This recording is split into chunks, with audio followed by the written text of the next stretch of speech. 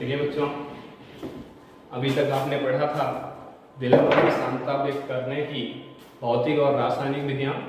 अब आप पढ़ेंगे प्रॉपर्टी ऑफ डाइल्यूट सॉल्यूशन, मतलब तन विलयनों के गुण।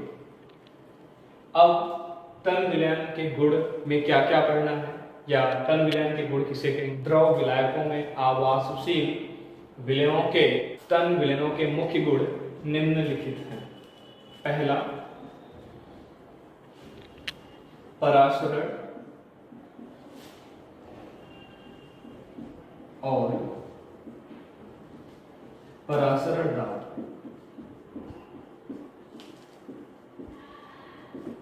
दूसरा, वाष्प दाब का अवनमन। दूसरा, वाष्प दाब का अवनमन। तीसरा, क्वथनांक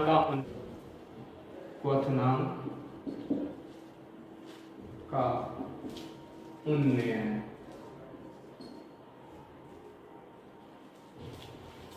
चौथा, हिमांक का अवनमन। अब ये गुण पढ़ने के पहले सबसे पहले आप यहां पे पढ़ेंगे विलयनों के अणुसंख्य गुण। विलयनों के अणुसंख्य गुण। अब विलयन के अणुसंख्य गुण क्या होते हैं? विलयनों के जो गुण विलयों के कणों की संख्या अथवा मोल प्रभाज पर निर्भर करते हैं, विलयनों के अणुसंख्य गुण कहलाते हैं। फिर से ध्यान दीजिएगा, विलयनों के जो गुण विलयों के कणों की संख्या अथवा मोल प्रभाज पर निर्भर करते हैं, विलयनों के अणुसंख्य गुण कहलाते हैं। अब इसके बाद आप जानेंगे अब परासरण और परासरण दाब। सबसे पहले जानेंगे परासरण, ओस्मोसिस। ओस्मोसिस किसे कहते हैं, परासरण किसे कहते हैं? तो सबसे पहले परिभाषा आप जानेंगे, विलायक के कणों का अर्धपारगम्य झिल्ली में से होकर अर्धपारगम्य झिल्ली में से होकर तन विलयन से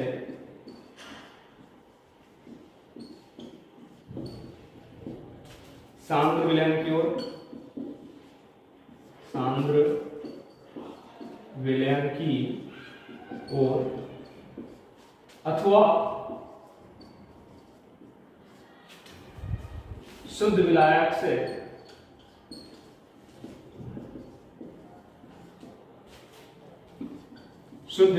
से विलयन की ओर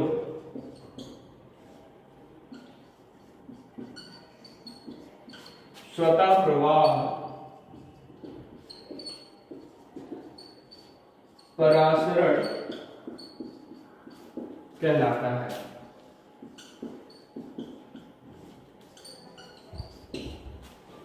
ध्यान दीजिएगा, विलायक के कणों का अर्धपारगम झिल्ली में से होकर अधिक सांद्रता से कम सांद्रता की तरफ स्वतः प्रवाह क्या कहलाता है? परासरण कहलाता है। अब अर्धपारगम झिल्ली किसे कहेंगे? वे झिल्लियां जो विलय के कणों को आर पार नहीं जाने देती हैं, परंतु विलायक के कणों को आर पार जाने देती हैं, ऐसी झिल्लियां अर्धपारगम झिल्लियां कहलाती हैं। तो अर्धपारगम झिल्ली का तात्पर्य है कौन? केवल और केवल कौन जाएगा? विलायक के कण ही आर पार जा सकते हैं, विलय के कण आर पार नहीं जा सकते हैं। अब कैसे जाएंगे ये चीजें आप जानते हैं। जैसे कि आप दो खेत ले लेते हैं, एक खेत में हमने क्या किया, पानी भर दिया, दूसरा खेत आपका क्या है, खाली है। यदि इसकी बाउंड्री कहीं से कट गई तब धीरे धीरे विलायक क्या होंगे, अर्थात धीरे धीरे आपकी ये पानी कहां जाएगा, मतलब जहां पानी नहीं था, अर्थात यहां पे पानी नहीं था मतलब कम सांद्रता थी, और यहां पे पानी सांद्रता ज्यादा, पानी ज्यादा था, तो अर्थात जल किधर जा रहा है, अधिक सांद्रता से कम सांद्रता की तरफ जा रहा है। तो यही यहां पे जानेंगे, यदि आप दो विलयन लिए हैं, एक माना कि क्या किसका है, शुद्ध विलायक का है, और दूसरा विलयन है, और इसको दोनों को डिवाइड कर रहा है कौन, अर्धपारगम्य झिल्ली। अब आप ये जानेंगे कि अर्धपारगम झिल्ली में से कण आर पार विलेय के नहीं जा सकते हैं, कौन जाएंगे, केवल और केवल विलायक जाएंगे। तो विलयन उतनी ही मात्रा था जितना शुद्ध विलायक आपने लिया है, तो शुद्ध विलायक की तुलना में विलयन में विलेय और विलायक दोनों उपस्थित हैं उतनी ही मात्रा में, अर्थात तो शुद्ध विलायक में विलायक की मात्रा ज्यादा होगी, परंतु विलयन में विलायक की मात्रा कम होगी अपेक्षा शुद्ध विलायक से, क्योंकि विलयन में विलेय और विलायक दोनों उपस्थित हैं। तो इसलिए यहां पे विलायक की मात्रा ज्यादा है, यहां पे विलायक की मात्रा कम है, सांद्रता कम है, तो इसलिए अधिक से कहां जाएगा, कम की तरफ। विलेय नहीं जा सकता है, क्यों नहीं जा सकता है, क्योंकि अर्धपारगम झिल्ली है, तो इसलिए विलायक के कण क्या करेंगे, अर्धपारगम झिल्ली में से होकर के कहां जाएंगे, विलयन की तरफ जाएंगे। तो आपने यही पढ़ा कि अधिक सांद्रता से कम सांद्रता की ओर शुद्ध विलायक का अर्धपारगम झिल्ली में से होकर के स्वतः प्रवाह क्या कहलाता है, परासरण कहलाता है। समझ में आया? या आपने यहां पे पढ़ा तन विलयन से सांद्र विलयन, तन विलयन से सांद्र विलयन भी समझ में आना चाहिए। तन विलयन से सांद्र विलयन क्या, माना कि ये आपका तन विलयन है और ये आपका सांद्र विलयन, और बीच में क्या रख दिया गया, अर्धपारगम झिल्ली। तब तन विलयन में आपको पता है विलायक ज्यादा होता है, विलेय कम होता है, जबकि सांद्र विलयन में विलेय ज्यादा होता है, विलायक कम होता है। तो विलेय तो आप पर जा ही नहीं सकते हैं, जाएंगे कौन, विलायक। विलायक की सांद्रता किसमें ज्यादा है, तन विलयन में। किधर जाएंगे, कम की तरफ जाएंगे, अर्थात ध्यान दीजिएगा, अर्धपारगम झिल्ली में से होकर तन विलयन से विलायक के कणों का सांद्र विलयन की ओर स्वतः प्रवाह परासरण कहलाता है। विसरण, विसरण क्या होगा, विसरण के बारे में आप जानेंगे। जस्ट परासरण के अपोजिट क्या होगा, विसरण होगा। तो विसरण में क्या होंगे, जैसे कि आपने यहां पे क्या करते थे, अर्धपारगम झिल्ली लगा देते थे, तब केवल और केवल विलायक के कण ही प्रवाह कर पाते थे। अब वही आप क्या करेंगे, हटा देंगे, जिससे विलेय अधिक सांद्रता से कम सांद्रता की तरफ जाएगा और विलायक भी अधिक सांद्रता से क्या करेगा, कम सांद्रता की तरफ जाएगा। मतलब विलेय और विलायक एक दूसरे के विपरीत दिशा में स्वतः प्रवाह क्या कहलाता है बेटा, विसरण कहलाता है। अब दोनों में अंतर आप बता ही सकते हैं कि परासरण में केवल और केवल अर्धपारगम झिल्ली की उपस्थिति में विलायक ही क्या कर सकता है, गत कर सकता है, जबकि विसरण में विलायक और विलेय दोनों विपरीत दिशा में क्या करते हैं, गत करते हैं। अब अगली हेडिंग आपकी होगी परासरण दाब।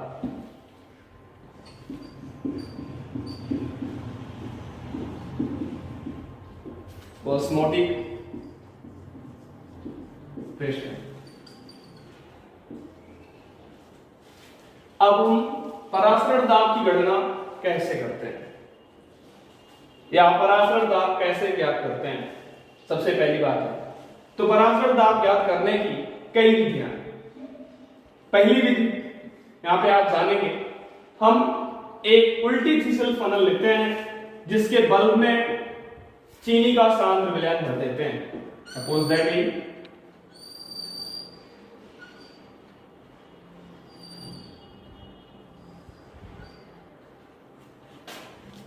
जिसके बल्ब में क्या करते हैं, चीनी का सांद्र विलयन मैंने भर दिया। अब इसको जल से भरे पात्र में डुबो देते हैं। जल से भरे पात्र में जल क्या हो गया, विलायक, और चीनी का सांद्र विलयन है ये। अब यहां पे आप जानेंगे इसके मुख पर आपने क्या लगाया है, अर्धपारगम्य झिल्ली। थिसिल फनल के मुख पर अर्धपारगम्य झिल्ली आपने लगाया है। अब आगे विलायक की संख्या किधर ज्यादा है, इसमें किसमें, तो आप जानेंगे जल में विलायक ज्यादा है या ज्यादा उपस्थित है विलायक, यहां पे जल में ज्यादा विलायक उपस्थित है, जबकि चीनी के सांद्र विलयन में जल की अपेक्षा विलायक की संख्या कम है। इसलिए अब क्या करते हैं, अर्धपारगम्य झिल्ली में से अब ये विलयन नीचे नहीं आ सकता है। क्यों नहीं आ सकता है, क्योंकि यहां विलायक कम है, यहां पे विलायक ज्यादा है। तो अब विलायक जहां ज्यादा था वहां से कहां जाएगा, कम की तरफ, अर्थात अधिक सांद्रता से कम सांद्रता की तरफ गति करेगा। किसमें से होकर के, अर्धपारगम्य झिल्ली में से होकर के, सेमी परमेबल मेम्ब्रेन में से होकर के। कि कौन जाएंगे, केवल विलायक जा सकेंगे, विलेय नहीं जा सकेंगे। जिससे जब ये विलायक अर्थात जल क्या करता है, प्रवेश करता है किसमें, चीनी के सांद्र विलयन में, तब आप कह सकते हैं इनका स्तर धीरे धीरे विलयन का उठने लगता है। एक निश्चित स्थिति से एक निश्चित स्थिति तक उठता है।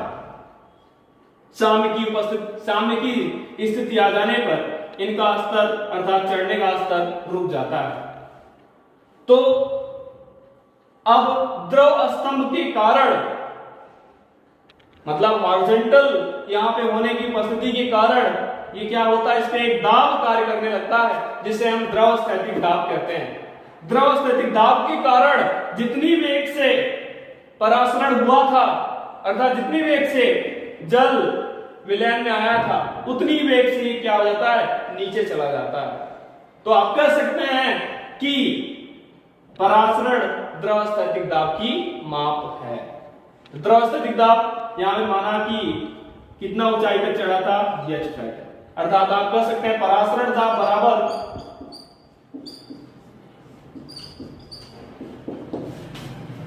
द्रव स्थैतिक दाब,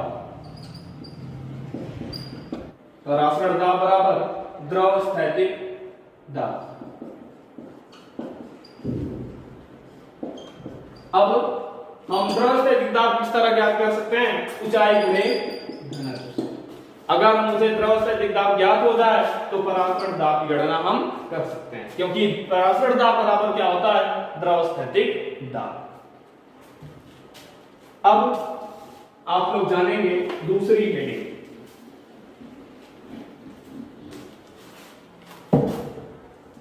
अब आप जानेंगे दूसरी विधि परासरण दाब ज्ञात करने की। दूसरी विधि में क्या होता है, क्या करते हैं, एक लोहे का पात्र लेते हैं,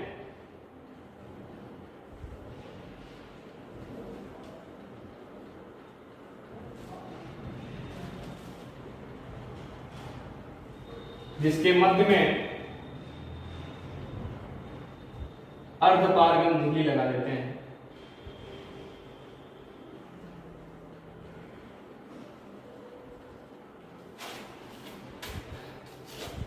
एक तरफ हम क्या करते हैं, विलयन कर देते हैं, माना कि आपका विलयन है,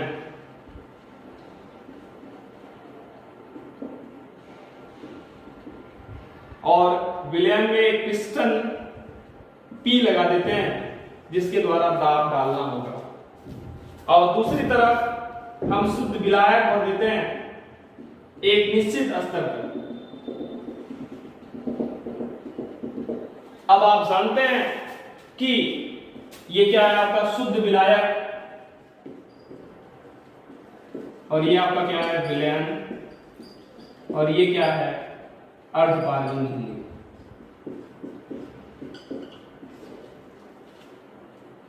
अर्धपारगम्य, जिसे हम कहते हैं सेमी परमेबल मेम्ब्रेन। तो अभी तक ये भी आपने देखा था, विलायक में विलायक की संख्या ज्यादा, विलयन में विलायक की संख्या शुद्ध विलायक की अपेक्षा कम। तब की स्थिति क्या होती है? तब ये विलायक क्या करते हैं, जहां ज्यादा होंगे कहां जाने लगेंगे, कम की तरफ जाने लगेंगे। किसमें से होकर के?